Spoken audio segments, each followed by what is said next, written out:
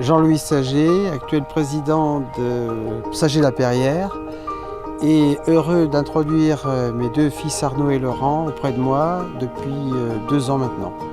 Heureux de vous accueillir aujourd'hui en Val-de-Loire. Mon père, mon frère et moi-même allons vous présenter notre maison Saget-Lapeyrière au fil de Loire, au travers de nos domaines, et allons vous faire ainsi découvrir toute la richesse de notre belle région viticole. Donc on a la chance, c'est vrai que sur la région du Centre-Loire, d'avoir des terroirs vraiment très différents, avec un encépagement très différent par rapport à des régions comme la Bourgogne, où on est sur 2 cépages, donc le Pinot Noir et le Chardonnay.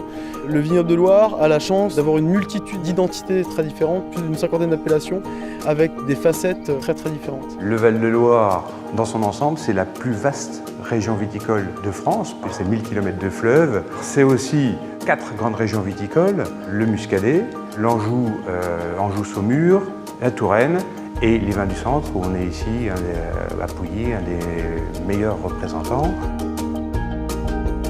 Pouilly-Sancerre, les gens ont l'habitude de dire que c'est 2 cousins un petit peu, hein. Bien que Pouilly soit bien plus petit en termes de superficie. La seule petite différence qu'on peut avoir en fait, c'est que Pouilly est un vignoble relativement plat comparé à celui de Sancerre. Sancerre est plutôt sur des pentes, ce qui fait qu'à la période de vendange, généralement on a un microclimat qui est un petit peu plus frais à Sancerre qu'à Pouilly. Ça peut aussi expliquer la différence au niveau organoleptique des vins. Pourquoi ça s'appelle Pouilly fumé? La Loire, au printemps et en automne, a une différence de température avec l'air ambiant suffisamment importante, ce qui fait qu'il y a des brumes qui émanent de la Loire et qui peuvent monter dans les coteaux des Loges, en bordure de Loire.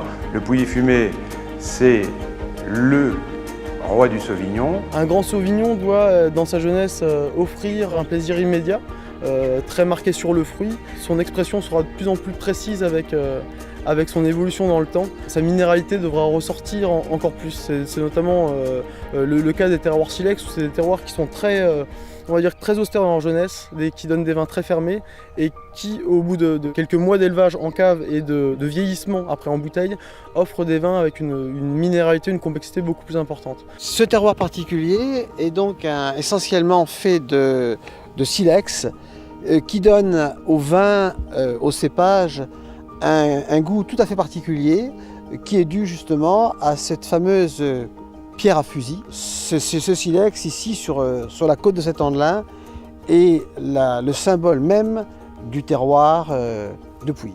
Alors on a ici ce qu'on appelle une marne chimérigienne. En fait, ce sont des petits coquillages fossilisés datant de millions d'années qui se sont cristallisés dans le calcaire.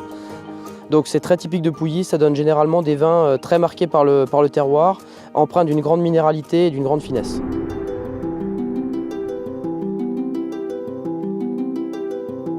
Alors ici on est dans un lieu en fait magique, hein. C'est aussi pour cette raison qu'on a décidé de révéler un petit peu l'identité Lapeyrière à un niveau supérieur. C'est un lieu qui accueille chaque année à peu près 40 000 visiteurs, donc c'est pas neutre, c'est le site le plus visité à Sancerre.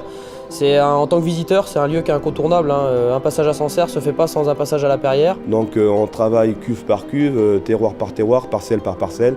Et c'est vrai qu'on travaille pour avoir la meilleure expression du Sauvignon sur son terroir, qui est le sol, le cépage et le climat. Alors au niveau du nez, on a des arômes de fleurs blanches, d'acacia, un petit peu de fruits aussi également, de fruits mûrs, de pêche blanche. Et toujours un petit peu en finale ce côté un petit peu pointu, iodé, apporté par la pierre à fusil. Très marqué par la pierre à fusil, comme disait Philippe, donc des terroirs silex. On a quelque chose de très tranchant et qui apporte vraiment une complexité très intéressante. La couleur, on a toujours des robes assez jaune pâle, jaune clair, avec toujours des reflets verts. Le reflet vert, c'est le synonyme de fraîcheur et de longévité du vin. Donc parallèlement à notre activité purement viticole, nous avons décidé dans le cadre no touristique de faire l'acquisition de 2 hôtels. Donc le premier, l'hôtel Panoramique, et le second, le Clos Saint-Martin, qui sont 2 hôtels 3 étoiles situés à Sancerre, qui nous permettent de recevoir nos clients et visiteurs dans les meilleures conditions.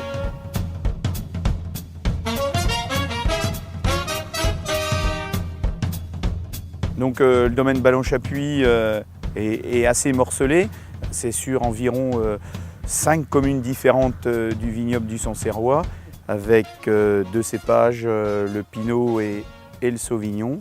La vendange manuelle, donc là, cette année, on est passé avec du matériel qui correspond mieux au respect de la récolte. Le tri commence en fin de compte dès la vigne, puisque sur nos aubaines, on a fait poser 2 tables de tri en inox, où il y a 2 personnels qui, quand le hôtier vide sa hotte, qui enlève ce qui n'a pas été enlevé en amont par les vendangeurs, simplement. Grande Espérance, c'est une volonté d'Arnaud et Laurent de donner un souffle nouveau en fait, au domaine. Sur les blancs, c'est des vins qui sont relativement faciles à boire, très frais, très fruités. Rosé, on essaye de faire des choses un peu originales, donc en mettant comme cépage un peu de Pinot de Nice qui apporte un côté un peu poivré, épicé. Et puis sur les rouges, c'est des rouges vraiment légers, ronds. Voilà un souffle nouveau, donc nouveau concept, nouveau nom, nouvelles étiquettes, basé sur ce qui est un peu féerique. C'est des vins pour les jeunes.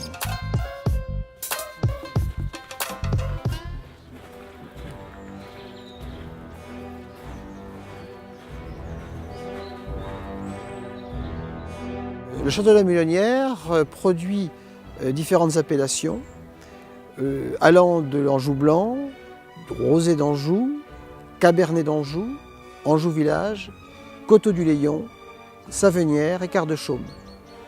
Alors la Mulonnière, qui est vraiment la dernière acquisition de la maison Saget-Lapeyrière, qui vient, on va dire, apporter une pierre supplémentaire à l'édifice et qui vient rayonner un petit peu comme un petit diamant dans notre offre, de par la nature des terroirs, de par la qualité des vins et aussi la renommée des appellations, telles que Coteaux du Layon et Savenière. Savenière pour la dernière, qui est quand même une appellation je dirais mondialement reconnue, même si elle n'est pas forcément connue, mais qui a une aura qui va bien au-delà de nos frontières. L'intérêt de la région et de la Touraine par la même occasion, c'est que contrairement à Pouilly où on produit que des vins blancs secs, en Anjou et en Touraine, on produit aussi des vins moelleux et aussi des effervescents. C'est vraiment l'intérêt du cépage chenin. Le chenin permet de faire tout type de vin, donc sec, moelleux et effervescent, contrairement au Sauvignon où on peut faire que des vins secs. Alors là, on est sur un terroir argilo-schisteux, hein, une vigne qui a à peu près une trentaine d'années.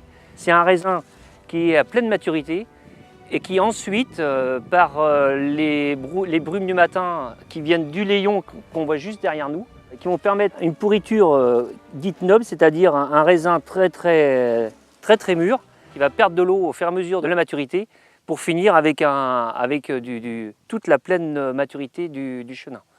Et c'est grâce à ça qu'on peut avoir des layons riches, fruités, et surtout avec l'aspect terroir schiste qui nous fait des vins aériens, des vins pas trop lourds, toujours suaves, mais toujours dans la légèreté. Nous sommes venus en Anjou pour 2 raisons. D'une part, pour cette région qui est très intéressante vis-à-vis de ses terroirs, vis-à-vis de la richesse de ces vins, et d'autre part pour cette acquisition d'une propriété au cœur du Layon de style angevin et bénéficiant d'un attrait exceptionnel pour faire le tourisme viticole également, en phase avec Fil de Loire, notre stratégie touristique.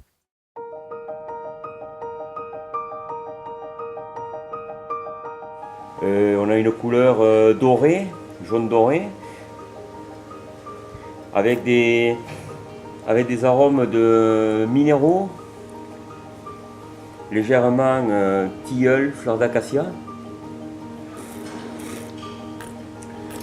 Une bouche riche, généreuse, longue, très suave. Il y a quand même une très forte acidité qui donne une certaine fraîcheur et qui permet donc à ce moelleux de ne pas être lourd, pâteux. D'avoir un bon équilibre. C'est la bon qualité des layons. La particularité du chenin, qui est un cépage fabuleux, puisque c'est le cépage des Coteaux du Layon, c'est que c'est un cépage qui évolue très bien. Par contre, il évolue en forme de cynoïde.